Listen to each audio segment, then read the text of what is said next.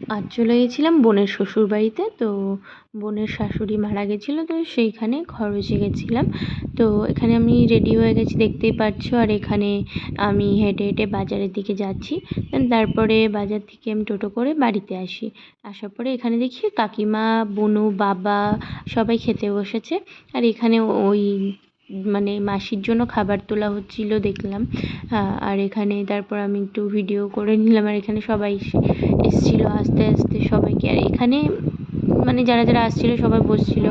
আর এটা দেখো, এটা হচ্ছে আমাদের পুটুস সোনা, মানে আমাদের মাম্মাম। আর যেখানে এই যে খেতে দেবে, তো সেখানে দাঁড়িয়ে সবাই খাবার দিচ্ছিলো। দেন তারপরে বর চলে গেছিলো আমাকে আনতে। তো তারপর আমরা ওই বাড়ির থেকে, আমার বাপের বাড়ি থেকে খাওয়া দাওয়া করে তারপরে আমরা বেরিয়ে এসেছিলাম, কারণ আমরা ওখানে খেতে পারবো না। তো সেই জন্য আমাদের বাড়ি থেকে খাওয়া দাওয়া করে আমরা বেরিয়ে পড়েছি। তো তারপরে আমরা বৃষ্টির মধ্যে আটকে গেছিলাম, তো একটু দাঁড়িয়ে নিলাম। দাঁড়িয়ে নেওয়ার পরে তারপর বরমশাই আমাকে নিয়ে চলে আসলো বাড়িতে। তো বরমশাই চলে গেল দোকানে, তার মধ্যে আমি শুয়ে পড়েছিলাম। তো তার মধ্যে দেখছি বৃষ্টিও শুরু হয়ে গেছে। তো ওয়েদারটা এত ভালোও লাগছিলো, ওই জন্য একে একে শুয়ে পড়েছি। ভিডিওটা এই পর্যন্ত, ভালো লাগলে লাইক কমেন্ট